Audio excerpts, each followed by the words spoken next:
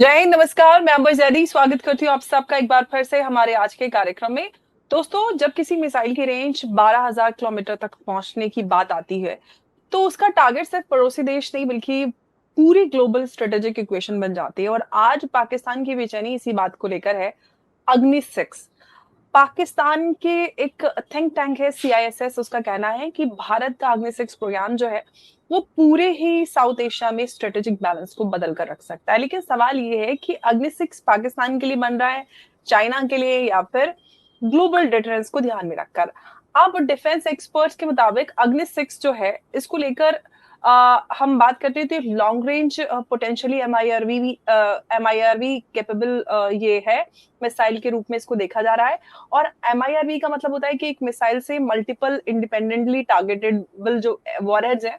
लेकिन हालांकि डीआरडीओ ने इसका अभी कोई ऑपरेशनल डिटेल ऑफिशियली कंफर्म नहीं की है। प्रोजेक्ट अभी भी जो है वो डेवलपमेंट फेज में है। जो ऑफिशियल जो स्टेटस है उसकी मैं बात कर रही हूँ। लेकिन सबसे बड़ा सवाल ये है कि अगर भारत की जो न्यूक्लियर डॉक्ट्रिन है क्रेडिबल मिनिमम डिटरेंस और नो फर्स्ट यूज पर जो बेस्ड है, तो पाकिस्तान इतना परेशान क्यों है? क्या ये मिसाइल जो है पूरे ही जो कॉन्टिनेंट की हम बात करते हैं उसके लिए है, या फिर इंडो पैसिफिक और ग्लोबल स्ट्रेटेजिक डिटरेंस का हिस्सा है?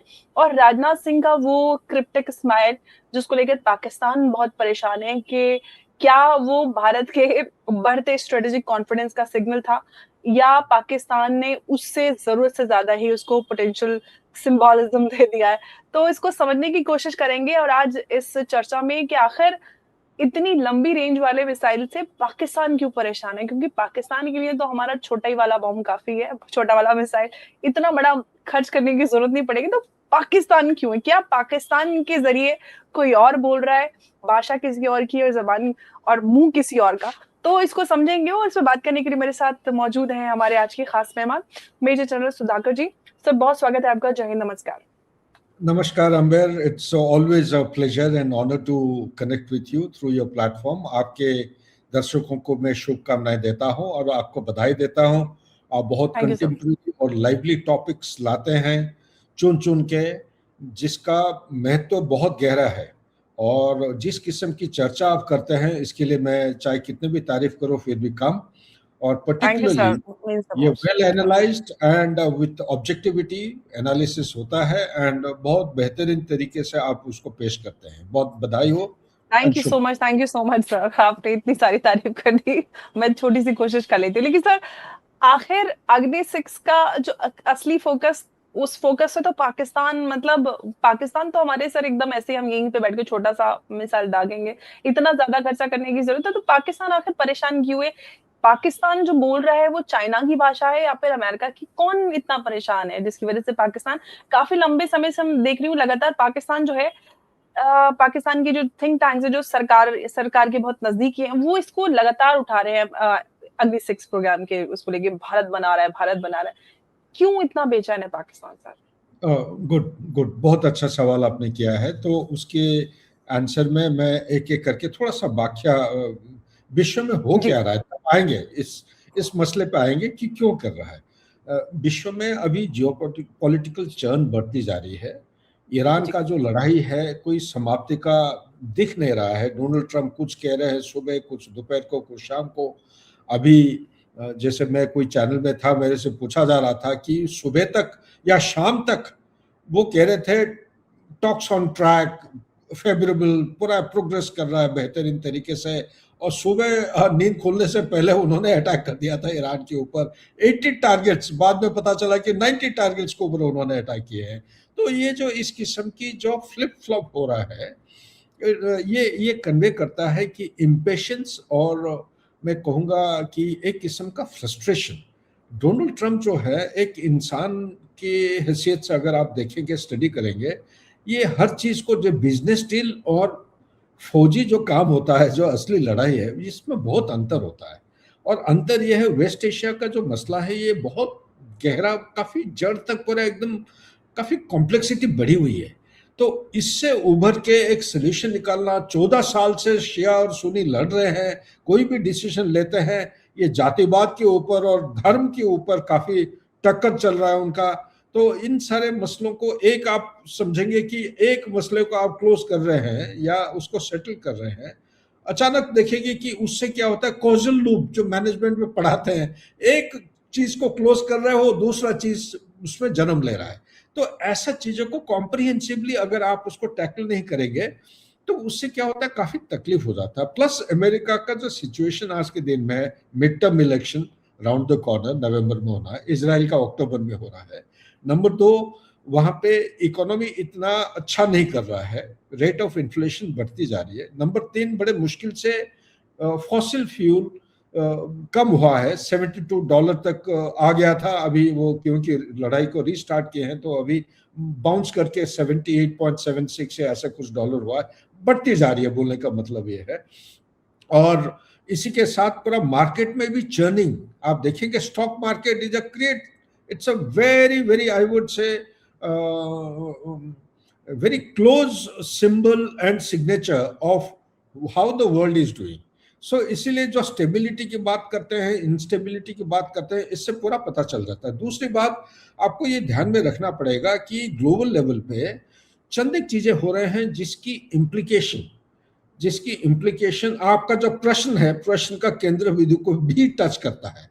वो क्या है, 14-15 मई को जब ये समिट लेवल मीटिंग हुआ था डोनाल्ड ट्रंप और जी के बीच में, जी ने बड़ा एक जबरदस्त स्टेटमेंट, वन लाइनर बोला था। उन्होंने थ्यूसिडाइड डॉक्ट्रिन को रेफरेंस देते हुए, थ्यूसिडाइड डॉक्ट्रिन क्या है, ये ग्रीक का एक हिस्टोरियन है, बहुत साल पहले 400 बीसी या 427 बीसी में उन्होंने एक कॉन्सेप्ट दिया था कि कोई भी एस्टैब्लिश्ड पावर हो, वो कोई चढ़ती देश या कोई क्या बोलते हैं, बढ़ता हुआ देश इकोनॉमिकली को अपना जो उभरती हुई पावर है जी, या राइजिंग पावर को कभी वो अलाउ नहीं करेगा। और दूसरी बात ये भी कहता है, वो डॉक्ट्रिन कहता है कि कोई भी एस्टैब्लिश पावर है अपना सुप्रीमेसी और अथॉरिटी को हराना नहीं चाहेगा।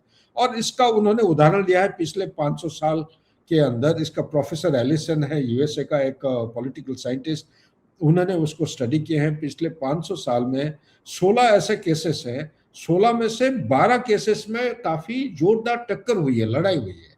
तो ये इसी को ही जी ने रेफरेंस देके उन्होंने टाइम टू टाइम 2013 में एक बार बैंक्वेट में उन्होंने बताया था, कहा यूएसए में, अभी दोबारा उन्होंने इसी को ही रेफरेंस देके बताया है कि ये जरूरी नहीं है कि हम आपस में लड़ाई करें।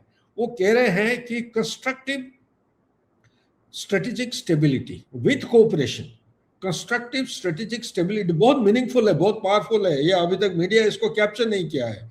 विथ कोऑपरेशन, उसका मीनिंग उन्होंने बड़ा सरल तरीके से बताया था, अवॉइड एडवर्सरी, जहां पे दुश्मनी हो सकता है उसको अवॉइड करो, और मैनेज डिफरेंसेस, जहां जहां पे आपके तर्क वितर्क या कोई डिफरेंसेस है उसको आप मैनेज करना सीखो, तब जाके हम ये कर सकते हैं। तो ये एक ऐसा पहलू है, उनको चाइना के बारे में पहले से पता था। नेशनल सिक्योरिटी स्ट्रेटेजी डॉक्ट्रिन में लगातार वो चाइना को नंबर 1 एनिमी बोलते आ रहे थे, लेकिन इस बार 2025 नवंबर को जो उन्होंने साइन किए हैं, उसके मुताबिक चाइना को एक फ्री फॉर ऑल एक अप्रोच छोड़ दिया है कि ताइवान के साथ जो आप करना चाहते करो, लेकिन आप अटलांटिक के इस तरफ वेस्टर्न हेमिस्फीयर में ये मेरा डोमेन है, मैं करूंगा। जो मुनरो डॉक्ट्रिन के मुताबिक इसके ऊपर पूरा एकदम डोमिनेंस मेरा होना चाहिए, मतलब अमेरिका को होना चाहिए।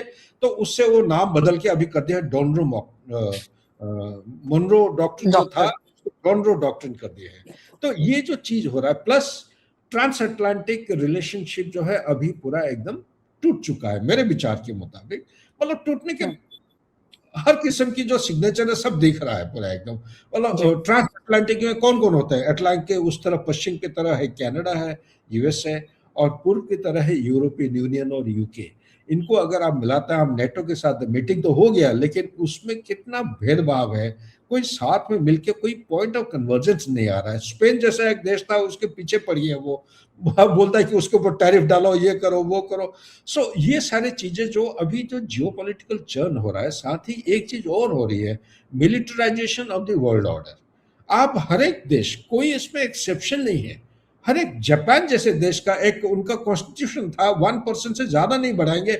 जापान जैसे देश में वो डिफेंस बजट को बढ़ा के 2.52 से ज्यादा बढ़ा रहे हैं अभी। इसी तरह Philippines, south Korea, China, Russia, India का तो है ही है, क्योंकि बाकी सब कर रहे हैं, आप पीछे नहीं रह सकते हैं। प्लस यूरोपियन यूनियन के या नाटो के जो कंट्रीज है, सब के सब अपना डिफेंस एक्सपेंडिचर बढ़ा रहे हैं। और किस तरफ बढ़ा रहे हैं? ये बढ़ा रहे हैं एक चीज को मद्देनजर रख के, छुपा के हो या दिखा के हो, ये न्यूक्लियराइजेशन की तरफ हेड कर रहे हैं। ये बड़ा खतरनाक एक ये है। और आप सबको याद रखना पड़ेगा कि 6 फरवरी 2026 को जो न्यू स्टार्ट एग्रीमेंट था, ये 2011 को स्टार्ट हुआ था, 5-5 साल में वो रिवाइज करते हैं, 2021 को खत्म हुआ, फिर उसको एक्सटेंशन किए, 6 फरवरी को ये रिन्यू होना था। ये क्या है, उसका सेंट्रल पॉइंट क्या है? ये न्यू स्टार्ट डॉक्ट्रिन या एग्रीमेंट के मुताबिक आपका रशिया और अमेरिका के बीच में समझौता और उनका एक जो नंबर ऑफ न्यूक्लियर आर्सेनल है उसको लिमिट करना है। ये सॉल्ट ट्रीटी 1 और 2 के साथ जुड़ा हुआ है। उसका मेन मुद्दा था कि 50% से कम करना है, काफी अचीव हो गया, लेकिन अभी भी जितना है रशिया के पास ज्यादा है, 5000 करीब 600 के करीब करीब है तकरीबन न्यूक्लियर बॉम्ब्स। अमेरिका का थोड़ा कम है। इसको कंट्रोल करने के लिए डोनाल्ड ट्रंप ने मना कर दिया कि नहीं, इसमें सिर्फ 2 देश नहीं बल्कि बाकी जो देश हैं उनको भी जोड़ना चाहिए, चाइना जैसे देश। क्यों चाइना? क्यों? आमतौर पे यूएसए, रशिया एंड यूके, ये 3 देशों को छोड़ के, मतलब किस किस के पास न्यूक्लियर हथियार है? 5 देशों के पास जो P5 है उनके पास है हथियार। इसके अलावा 4 और देश हैं जिनके पास हथियार भी है न्यूक्लियर। नॉर्थ कोरिया है, इंडिया के पास है, हमने एनपीटी साइन नहीं किया है, पाकिस्तान के पास है, उन्होंने भी साइन नहीं किए, इजराइल के पास है। ये जो 4, लेकिन सब कॉन्टिनेंट के अंदर आप देखते हैं, आप चाइना, पाकिस्तान और इंडिया के पास न्यूक्लियर हथियार है। न्यूक्लियर हथियार है, ठीक है, कोई प्रॉब्लम नहीं है, लेकिन न्यूक्लियर हथियार को मेट करके, आमतौर पे न्यूक्लियर हथियार के 8 अलग अलग कंपोनेंट हैं, इसको 8 अलग अलग करके रखा जाता है। अगर मेन आप कंपोनेंट देखोगे 3 चीजें होते हैं। एक होता है डिलीवरी सिस्टम, एक होता है ट्रिगर सिस्टम, ट्रिगरिंग करना, और तीसरा जो है आपका जो क्या बोलते हैं वो स्टोरेज सिस्टम जो होता है, वो 3 अलग अलग तरीके से रखे जाते हैं। और ये तीनों की जगह अभी क्या हो रहा है कि जब आपको हुक्म देते हैं, ये देखा गया है टेस्टिंग एंड ट्रायल के समय में, 4 मिनट से लेके 10 मिनट के अंदर उसको असेंबल किया जा सकता है, ठीक है ना। और पहले होता था 40 से 45 मिनट, अभी 4 से लेके 10, ज्यादा से ज्यादा 15 मिनट के अंदर आपका ये असेंबल हो सकता है। लेकिन चाइना का लोकनर साइट जो है न्यूक्लियर साइट में, इसको मेटिंग करके दिखा गया है सैटेलाइट पिक्चर के जरिए से, उसको कैनिस्टराइज करके साइलोज में उन्होंने स्टोर करके रखे हैं। और लॉन्च पैड के साथ, आमतौर पे ये लॉन्च पैड से दूर रखा जाता है, लॉन्च पैड के साथ। ये एक ऐसा डेवलपमेंट है जो काफी जिटर्स दिया है पर, इसीलिए बार बार आप सुनते होंगे चुपचाप उनका ट्रैक टू चल रहा है। बगराम एयरफील्ड में वो घुसना चाहते हैं अफगानिस्तान में, ताकि इनके ऊपर देखरेख कर सकते हैं। तो ये जो छोटा मोटा आपको मैं बताया जो वातावरण है विश्व का, इन सारे चीजों को मद्देनजर रखते हुए भारत का, आप सबको पता है स्ट्रेटेजिक एनसर्कलमेंट कैसे चाइना का रखा है। पहले चाइना एक दुश्मन था, अभी यूएसए दुश्मन की बराबर नहीं बल्कि चाइना से भी बड़ा खतरनाक पेश आ रहा है। प्लस इस्लामिक फंडामेंटलिज्म, ये काफी बांग्लादेश के अंदर घुसपैठ हो गया है। इस्लामिक फंडामेंटलिज्म मतलब ये रेडिकलाइजेशन बढ़ाने का इरादा है, उनको कैलिफेट बनाने का, रोहिंग्या मुस्लिम्स को मदद रहते हुए वो कैलिफेट बनाने की कोशिश कर रहे हैं। प्लस नेपाल के अंदर घुसने की कोशिश कर रहे हैं, अलग अलग जगह हिंदुस्तान के अंदर जो हमारा जो सोशियो इकोनॉमिक फॉल्ट लाइन्स है उनका फायदा उठाते हुए उसको भी एक्सप्लॉइट करने की कोशिश कर रहे हैं। तो ये सारे चीजें, और इंडियन ओशन रीजन में वो स्ट्रेटेजिक राइवलरी एक समय था जो चाइना का एक उनका स्पाई वेसल होता था, एक सबमरीन होती थी, और एक मुश्किल से एक फ्रिगेट होता था ना। कहाँ ये 3 जहाज हैं अलग अलग किस्म की, 3 की जगह 2011 के बाद ये धीरे धीरे ये फिगर बढ़ती जा रही है। किस तरह बढ़ती जा रही है? आज के दिन में अगर आप गिनती करेंगे, कम से कम 3 स्पाई वेसल्स ये स्पाई करते हैं, ये सर्वेलेंस पर्पस के लिए, ठीक है। वो कहते हैं क्या, ऑफिशियली क्या कहते हैं कि हम सर्वे कर रहे हैं, सी के जो बॉटम कंटूर्स हैं, उसका जो बेड है, सी बेड, उसको हम सर्वे कर रहे हैं। क्योंकि सबमरीन जब उसको एक पाथ लेना है तो पाथ क्लियर होना चाहिए। कोई ऐसा अनदेखी पहाड़ अगर आ जाता है पानी के नीचे, उसमें टक्कर होने का काफी खतरा रहता है। तो इसी का बहाना लेके ये स्पाई वेसल्स चल रहे हैं। नंबर 2, उनका जो सबमरीन एक होता था, आज के दिन में 3 इंडियन ओशन में, एक आ गया है उस तरफ का जिबूती की तरफ, यानी कि अरेबियन सी के नॉर्थ, एक अरेबियन सी के आसपास, कहाँ पे, ये मैं कहूँगा कि मालदीव्स और जो गल्फ ऑफ एडन है इसके बीच में, एक आपका ये आ गया है बे ऑफ बंगाल की तरह, ये हम्बनटोटा और बे ऑफ बंगाल की तरह। ना बे ऑफ बंगाल का अगर आप देखते हैं, इसमें बांग्लादेश में कुतुबदिया एक जगह है बांग्लादेश में, जहां पे उन्होंने सबमरीन का जो हार्बर है उसको डेवलप किए हैं, और कुछ समय पहले से ये चलते आ रहा, अगर आप डॉट्स को ज्वाइन करेंगे, कि हर समय में 1 से 3 सबमरीन डीजल प्रोपेल्ड, डीजल, ये न्यूक्लियर सबमरीन नहीं है, डीजल प्रोपेल्ड सबमरीन वहां पे कुतुबदिया बहुत नजदीक है, और इससे काफी हिंदुस्तान का सिक्योरिटी इंपेरेटिव को बहुत चैलेंज डालता है। तो ये सारी चीजें आप जब देखते हैं, और इसके अंदर कौन कौन है, यूएसए भी है, चाइना भी है, रशिया के भी कुछ फोर्सेस, रशिया के साथ हमारा अभी साइन हुआ है कुछ, जैसे कि रिलॉक के बराबर है, तो उनका लॉजिस्टिक बेसिस हमारे जो जगह है वहाँ का फायदा उठा सकते हैं। उनके भी कुछ ट्रुप्स आने का कुछ मेरे को ओपन सोर्स से मिले हैं, मैं पढ़ा हूँ, वो डिप्लॉयड है, लेकिन हमारा जमीन उनको नहीं दिया है वो एग्रीमेंट के मुताबिक। बट मैं वातावरण क्या बताना चाहता हूं कि कंप्लीट मिलिटराइज्ड हो गया है। अभी कौन किधर से गोला फायर करेगा कुछ पता नहीं है। सुदर्शन चक्र तो काम तो जारी है। हमारा ऑपरेशन सिंदूर के दौरान जो एयर डिफेंस का आर्किटेक्चर है, इंटीग्रेटेड आर्किटेक्चर, इसको मेरे अंदाज से ये जो आयरन डोम है इजराइल का, उससे कोई गुना बेहतर है। जो उन्होंने चेक किया है, जो रोका है और जो न्यूट्रलाइज किए हैं ड्रोन्स को, ऑनकमिंग मिसाइल को सक्सेसफुली, ये तब नहीं हो सकता है जब तक आपका पूरा कंप्लीट आर्किटेक्चर इंटीग्रेटेड होके नहीं रहता है। तो ये सारी चीजें जब देखते हैं, आपका आता है केंद्र बिंदु आपका सवाल का, ये क्या है, अग्नि 6 क्या हिंदुस्तान के पास है। मैं अपना अंदाज बताऊंगा, ये मेरा एक डिस्क्लेमर है, ये मेरा विचार ओपन सोर्स है, और मेरे पास कोई ऑफिशियल, में रिटायर्ड जनरल हूं, मेरे पास ऑफिशियल इंफॉर्मेशन नहीं है। मैं विश्वास के साथ, कॉन्फिडेंस के साथ कह सकता हूं कि कोई भी देश अपना मिलिट्री कैपेबिलिटी को पूरा 100% नहीं बताएगा, और हिंदुस्तान कोई एक्सेप्शन नहीं है। पिछले 1-1.5 महीने के अंदर आप देखे होंगे मीडिया में, एक समय था कोई गवर्नमेंट ऑफिशियल का कोई ऐसा मैंने स्टेटमेंट नहीं सुना, लेकिन कुछ स्टेटमेंट निकले थे कि अग्नि 6 टेस्ट और ट्रायल हो गया है सक्सेसफुली। तो अग्नि 6 की बात करते हैं, उसका क्या चीज है, ये तो पाकिस्तान का तो अग्नि 5 इज क्वाइट, अग्नि 5 क्यों, अग्नि 1, 2 तो बहुत है, अग्नि 1 इज 150, 200, 180 किलोमीटर, इतने से ही हम उसको ठोक सकते हैं। लेकिन ये जो अग्नि 6 से क्यों डरे हुए हैं, अग्नि 6 से डरे होने का कारण 2 चीजें हैं। वो है, इसके साथ एक MIRV क्या है, multiple independently targetable re entry vehicle, MILV technology के आधार, उसको आधार पर उसको डेवलप किया गया है। उसका मीनिंग क्या है, उसका मीनिंग ये है कि एक सिंगल मिसाइल ये मल्टीपल न्यूक्लियर वॉरहेड्स को कैरी करके अलग अलग जगह इंडिपेंडेंटली, मतलब ऑल अक्रॉस द वर्ल्ड, ठीक है ना, geography spread across vast geographical areas, ये जाके टारगेट को, अगर हम सिर्फ रेंज के मुताबिक जाएंगे, ये 10 से 12,000 किलोमीटर का रेंज है, और 10 से 12,000 किलोमीटर कहाँ, हिंदुस्तान से हम ईस्ट कोस्ट नहीं बल्कि हिंटरलैंड ऑफ यूएस को हम टच कर, डेनवर वगैरह बीच, अटलांटा, डेनवर और लाइन ऑफ मेक्सिको तक आप अगर नीचे जाते हैं, टेक्सास की लाइन देके, तो वहां तक हम आराम से कवर कर सकते हैं। तो ये क्या हम यूएसए को टारगेट करना चाहते हैं? नहीं, ये एक डेटरेंट वेपन सिस्टम है। न्यूक्लियर का जो कॉन्सेप्ट आपने सही तरीके से बताया, नो फर्स्ट यूज, लेकिन नो फर्स्ट यूज के साथ क्रेडिबल मिनिमम डेटरेंस होना निहायत जरूरी है।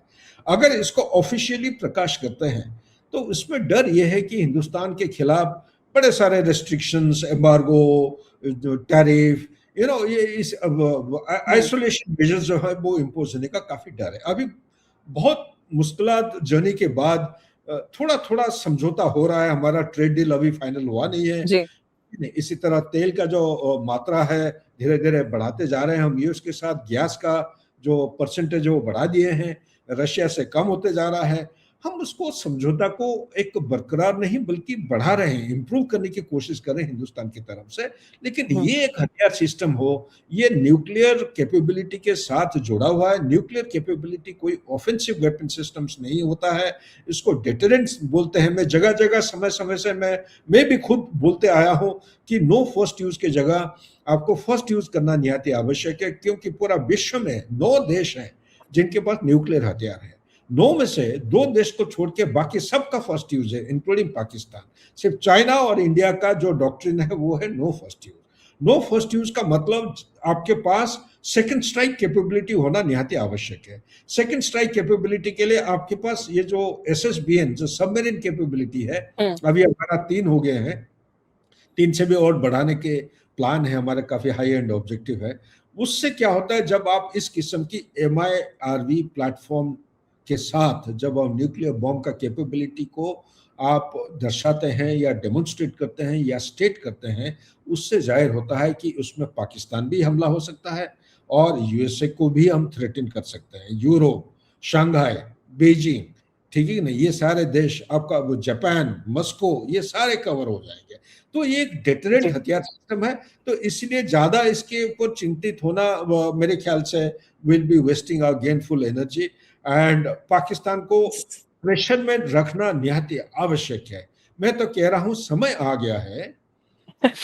सर, हम लोग प्रेशर में कहा है, हम भारत तो अपना काम कर रहे हैं, लेकिन पाकिस्तान जो कई महीने से लगातार अग्नि 6 पे उनके टैंक्स में लेख लिखे जा रहे हैं, चर्चा हो रही है, बहुत परेशान नजर आ रहा है, जबकि पाकिस्तान सर खुद भी मिसाइल मॉडर्नाइजेशन करता है। तो ये अग्नि 6 की रेंज से क्यों परेशान है, जबकि वो तो बहुत बड़ी रेंज का मिसाइल माना जा रहा है।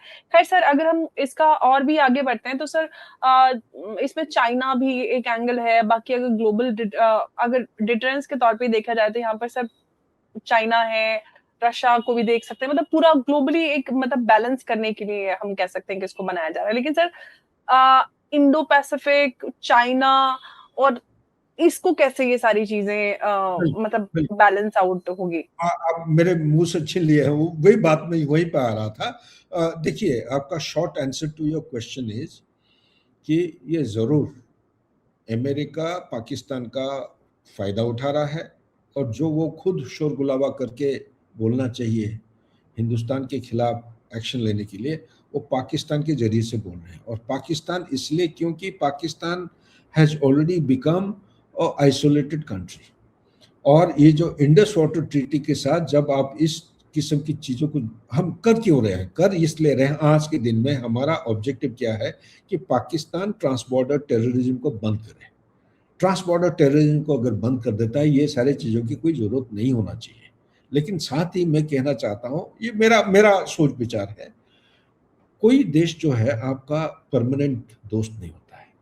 आज अगर दोस्त है, कल दुश्मन हो सकते हैं। इंटरनेशनल रिलेशनशिप में आप भी तो खुद एक स्टूडेंट है इंटरनेशनल रिलेशन की, इसमें कोई चीज़ परमानेंट होती नहीं है। सिर्फ एक ही चीज़ है, नेशनल इंटरेस्ट। अगर देश को आप प्रोटेक्ट करके सेफ और सिक्योर करके रखना चाहते हैं, मैं आपके प्लेटफॉर्म के माध्यम से सरकार तक ये पहुंचाना चाहता हूं कि मेरा जो सुझाव है, समय आ गया है हमें ऑफिशियली और फॉर्मली ये अग्नि 6 का टेस्ट और ट्रायल डेमोन्स्ट्रेट करके यूएसओ को भी मैसेज देना निहायत जरूरी है। ये एक ऐसा देश है, इसके ऊपर आप कोई विश्वास नहीं कर सकते हैं, कोई क्रेडिबिलिटी आप बरकरार नहीं रख सकते हैं। ये आपको आंख और दांत दिखाते रहेगा। हाँ, उसका इकोनॉमी जीडीपी जो है नॉमिनल टर्म्स में 32 ट्रिलियन पहुंच चुका है, हमारा 4.19 ट्रिलियन। बहुत सारे उनका जो डिप्टी सेक्रेटरी आया था राइसिना डायलॉग में, क्या बोल के गया कि अमेरिका किसी भी हालत में हिंदुस्तान को सेकंड चाइना बनने नहीं देगा। ये उन्होंने खुलासा सामने बोल रहे हैं। और बाकी आप देखिए, हर चीज में कहीं ना कहीं वो अड़ंगना डाल रहे हैं, हर एक चीज में।